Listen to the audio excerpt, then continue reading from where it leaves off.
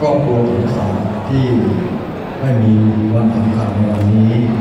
และก็ขอขอบคุณท่านพลตรี มานิต สมบูรณ์คุณพ่ออัครบาลพิจารณาได้เชิญผมมาร่วมงานแล้วก็คุณประโยชน์ให้ผมเป็นผู้แทนของท่านทั้งหลาย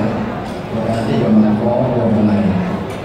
แล้วก็กล่าวดำเนินทางให้ต่อจากผู้ต้องหาท่านคงจะทราบแล้วนะครับการที่พิธีกรกล่าวว่าผม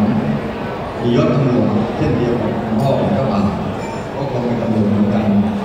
แต่ความจริงแล้วลึกกว่านั้นครับปี 2511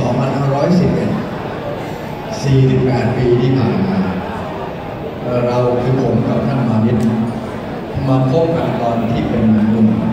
ไม่ชะกันครับเป็นหนุ่มเล็กๆที่สถานที่แห่งที่แต่ก่อนเรียกว่าดินแดนแห่งสุภาพบุรุษพระราม4คือโรงเรียนเตรียมทหารในอดีตที่อยู่ที่ถนนพระราม4ผมเป็นนักเรียนเตรียมทหารรุ่น11ร่วมรุ่นกับเพื่อนหลายคนที่มาวันนี้และท่านมานิตที่สำคัญกว่านั้นครับเป็นชั้น1 ต่อ 10ที่ท่านมานิตคุณพ่อของเจ้าบ่าวที่ยืนแต่งชุดขาวนี้นะครับเป็นหัวหน้าตอนนั่นหมายความว่าไงครับหมายความว่าท่านมานิตเป็นผู้ที่เรียนเก่งของพวกทั้ง30 ชีวิตในตอน10แล้วก็อยู่ในแถวต้นตอนที่2ประมาณคืออยู่ในเลขที่1ถึงไม่เกิน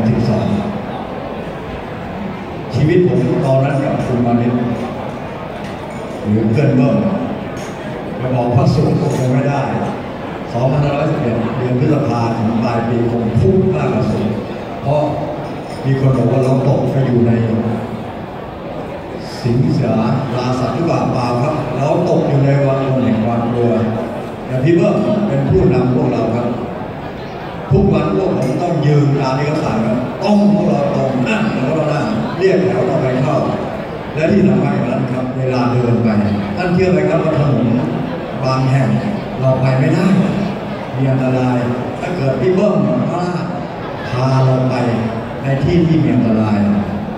เราจะเจ็บทั้งตัวเจ็บทุกคนวิ่งไปอยู่ในยานต้องหอบลงไปเพื่อหาเศษดินหาเศษสตางค์ที่ตกอยู่ยังไม่เคยเจอนะครับแต่ครึ่งปีเศษเกือบปีที่เบิ้มจะพาพวกเราผ่านพ้นวิกฤตนั้นไปได้เพราะอะไรครับถ้าเราไปพบอันตรายได้มา10ที่เบิ้มต้องได้ถึง3นั่นไม่ใช่หมายความว่า10,000 หรือ10 ร้อยแต่เป็น10 ครั้งหรือ100 ครั้งที่เบิ้มก็มากกว่าเราประมาณ 20% ที่ผมเรียนตรงนี้ก็เรียนให้ทราบว่าคุณพ่อเจ้าบ่าว